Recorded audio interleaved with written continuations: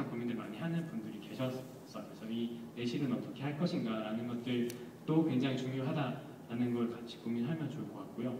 그래서 지금까지는 뭐 인건비를 지원한다거나 일단은 판을 키우는 역할, 인증 기업들 혹은 사회적 기업에 대한 인식을 늘리는데 이런 제도나 지원책이 좀 많이 있었다고 볼 수 있겠죠. 근데 뭐 올해 초에 뉴스도 나왔지만 서울시에도 이제 지원 방식도 많이 바뀌고 해서 되게 반가운 뉴스들이 많은데 그렇습니다. 일단은 뭐 제도적으로는 그런 현실이 있는 것 같고요. 기업 사실 이게 제일 중요한 파트죠. 이 사회적 기업들 내부는 어떤가라는 게 여러분도 궁금하시잖아요. 저도 다른 기업들 어떻게 하는지 궁금하고 그래서 이런 부분들이 사실은 공통적으로 조금씩은 있는 것 같아요. 전문성이 좀 부족할 수도 있고 비전이나 계획 수립하는데 좀 그런 부분들이 좀 있는데 좀 자세히 보자면 좀 되게 어떻게 말해서 이런 느낌이에요.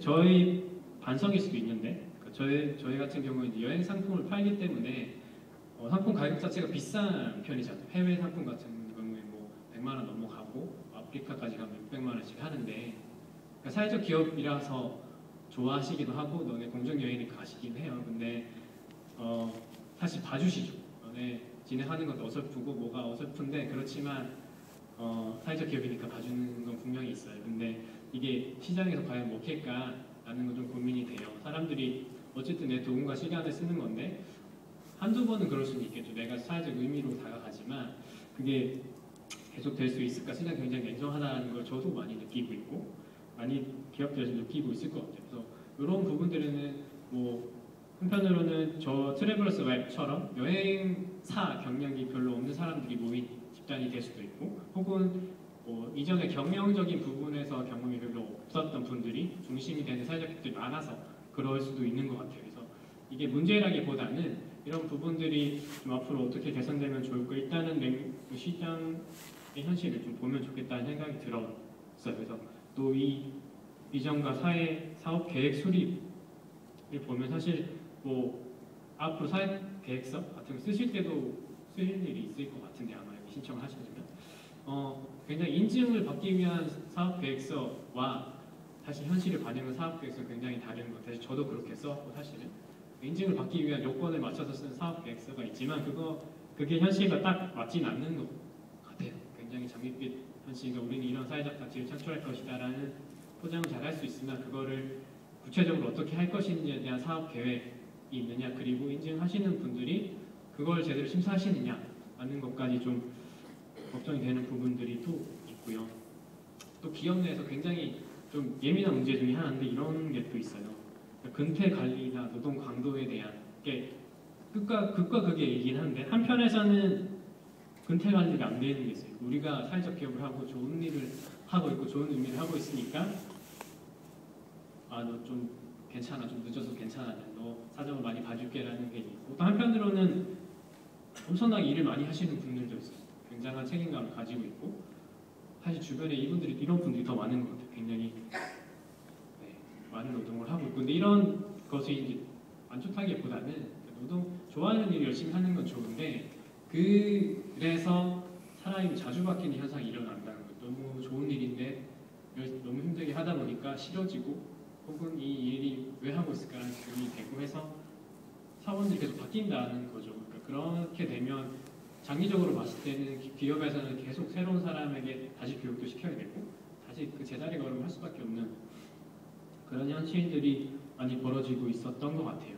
그리고 좀 더 이런 것들도 좀 악용하시는 분들이 이제 나오기 좀 눈에 보이기 시작하는 것 같아요. 언론을 제가 접하거나 했을 때는 이런 일들이 벌어지고 있는 것 같아요. 그러니까 지원금을 일단 받기 위해서 하신다거나 혹은 뭐 제대로 근무를 하지 않지만 한 2, 3년 이제 월급을 받는 것 의미로서 이제 하시는 분도 있는 것 같고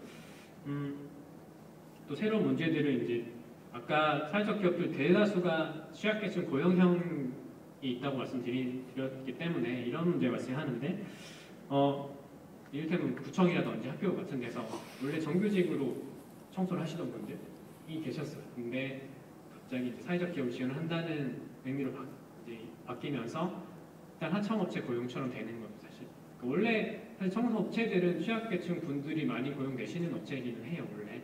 그렇기도 하고. 근데 그게 정규직이 오히려 비정규직으로 많이 바뀌는 현상도 사실은 벌어지고, 그러니까 일부에서는, 굉장히 일부에서는 그런 일들도 벌어지고 있고, 요즘에 그런 것 때문에 문제가 되고, 제가 처음으로 봤던 사회적 기업 내에 노사 갈등이 되는 노조가 있으면서 그 노사 갈등하는 것들도 이제 나오기 시작하는 거고, 그건 이제 사회적 기업이 성장하고 있으니까 그런 것 같아요. 그래서 이제 예전에는 다 이랬어요. 사실 사회적 기업이면 하면 되게 희망적인 이미지였고 그랬는데 요즘에는 비판하시는 분들 되게 많거든요. 제가 겪기도 그렇고 제가 어디 글을 기고하거나 혹은 제 개인적인 SNS도 그렇고 했을 때는 이런 질문들을 많이 하세요. 전 비난이라기보다 비판이라고 생각을 하면서 이제 좀 받아들이는데 이를테면 그 많은 지원금들이 사실 세금에서 많이 오는 것들인데 그것들을 차라리 취약계층에게 직접 주는 게 더 효율적이지 않냐, 만약 사회적 기업 구조들이 탄탄하지 않다면 그런 말씀도 하시고요. 또 하나는 너네 아까 말씀드린 비정규직 문제처럼 노동자들 왜 그렇게 사원을 자주 뽑니? 왜 이렇게 자주 바뀌니? 너네 너무 힘든 거 아니니? 라는 말씀도 하시고 그런 현상들이 있는 거죠. 그래서 이런 것들이 현실을 일단 지금은 좀 많은 것들이 이런 부분들이 있는 것 같고 현실은 그런 것 같고 그래서 사실은 뭐 이런 비판이 있으면 그걸 바탕으로 어떻게 나가면 좋을까라는 게 사실 중요한 거잖아요. 그래서 좀 생각을 많이 하고 사는데 제도적인 부분은 제가 뭐 전문가가 아니기 때문에 그냥 러프하게 말씀드리고 그냥 창업을 만드는 것보다는 이 창업된 팀들을 어떻게 키울 거냐, 어떻게 인큐베이터에 있던 애들 어떻게 걷게 할 거냐 라는 거 뭐 저는 당연히 답은 제가 모르지만 그런 것들이 좀 필요한 것 같다는 생각이 들어요. 그래서 요즘에 일어나고 있는 방향은 이런 거죠. 이때면 제가 생각하는 이런 거예요. 효율적인 인건비 지원이라는 거는 그러니까 그 저임금의 사람을 늘리는 것보다 일단 좀 일테면 좀 전문성이 있는 사람들을 좀 늘리는 방향이 좋을 것 같다는 생각이 많이 들었어요. 그거는 뭐냐면 제가 여행사를 하면서 느낀 것들인데 여행사 쪽 경험이 없거나 혹은 의진이 있으나 업무 능력이 검증이 안 된 사람들 같이 일을 했을 때는 같이 가는 식구는 많지만 일이 잘 되는 것과는 완전히 별개의 문제라는 생각이 들었어요.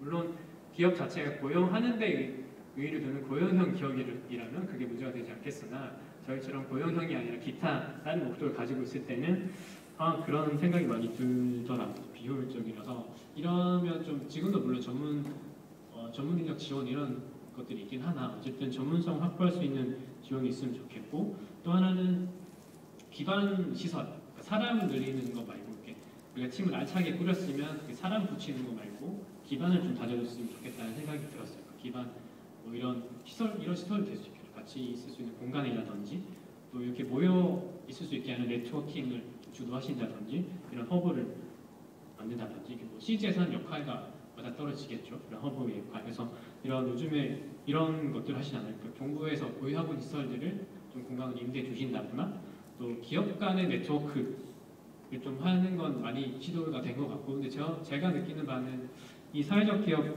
네트워크 안에 있지 않은 일반 기업들 어떻게 엮어가느냐가 저는 앞으로 커갈 때 저 중요한 문제인 것 같아요. 제가 그냥 저희 업계에서 여행 업계에서만 느꼈을 때는 이게 시장에서 굉장히 괴리된 느낌으로 시작을 해서 공정여행 이를테면 다른 업체들이 보면 이런 거 너네만 뭐가 그렇게 잘나냐 너네만 뭐가 그렇게 깨끗해 되는 수도 있고 또 반대로 맵 입장에서도 우리는 사회적 기업이니까 우리끼리 해야지라는 것들이 강했던 것 같아요. 그게 시행착오이기도 했었고 제가 느끼기에 일반의 어떤 시장에서의 흐름 혹은 방식 이걸 어떻게 어느 정도 받아들이고 타협을 하고 혹은 우리가 그 사람들 타협을 할 것이냐 굉장히 중요한 문제라는 생각이 들었습니다. 그리고 국가적인 의미에서 정책적인 의미에서 할 수 있는 건 이런 게 좋은 것 같아요. 국가 간 협약 같은 거. 이를테면 제가 공영 여행을 하는 여행사인데 해외 공영 여행을 하는 사람이 굉장히 많은데 저희는 사실 믿을 수가 없는 기업들이 많은 거죠. 뭐 굉장히 좋다고는 하는데 누가 그걸 보증을 해주면 좋겠니? 괜찮은 기업이야 라는 걸 보증을 해주면 좋겠고 마찬가지로 우리도 외국에 있는 기업과 협약을 MOU를 맺으려고 하면 너네 나 처음 들어보는데 너네 하는 게 뭐지? 너네 나라에서 인정을 받고 있냐? 이런 것들이 있다 말이죠. 그래서 그런 것들을 좀 이런 협약 국가 간의 기업들을 좀 맺어주는 차원 굉장히 힘이 많이 될 것 같다는 생각을 하면서 제도적인 부분은 그런 것 같고요. 일단은 그렇습니다. 그리고 마지막이고 기업 내에서 혹은 준비하는 사람들이 어떻게 하면 좋을까라는 것들은 이런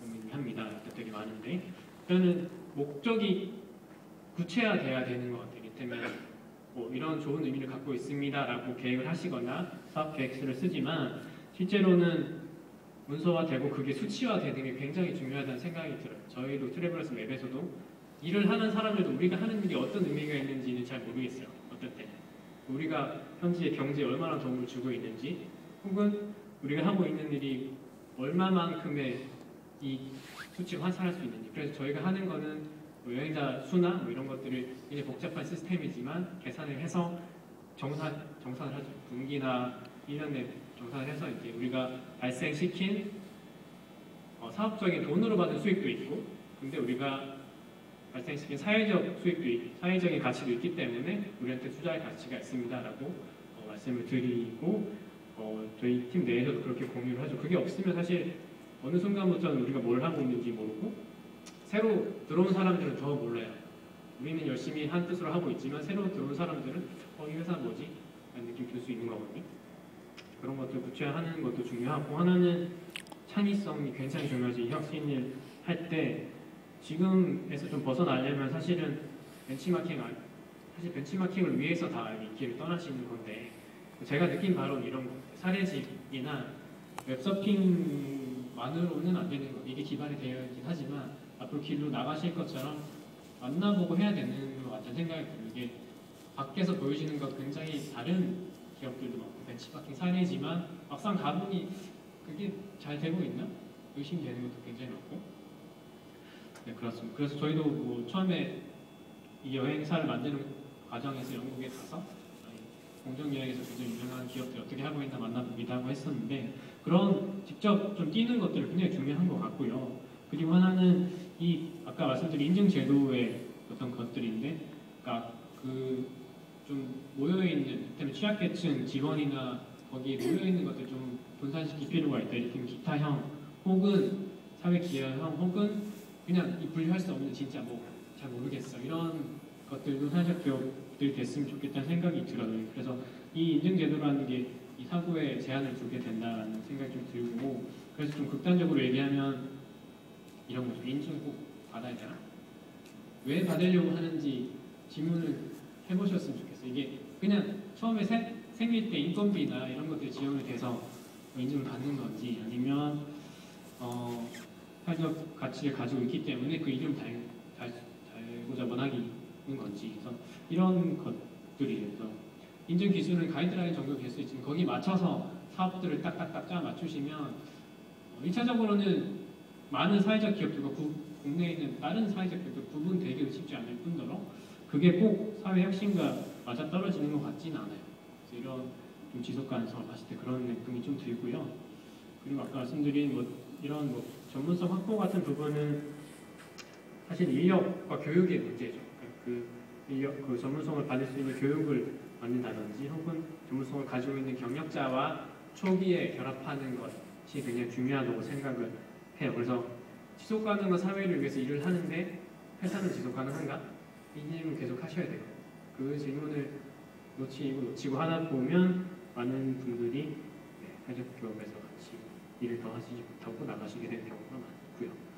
그리고 아까 말씀드린 일반 업계와의 협력 굉장히 중요해요. 일반 업계에서 뭘 하고 있는지도 위에 벤치마킹 사례 보지만 창의성을 위해서 다른 잘 되고 있는 사회적 기업도 보지만 지금 현재 이를테면 저 같은 경우는 일반 여행사들, 국내에 있는 여행사들 어떤 방식으로 하는지 그런 것들 혹은 뭔가를 생산하는 아이템을 생각하신다면 그 업계에서 어떻게 하는지를 보는 게 저는 어떻게 보면 더 중요한 것 같아요.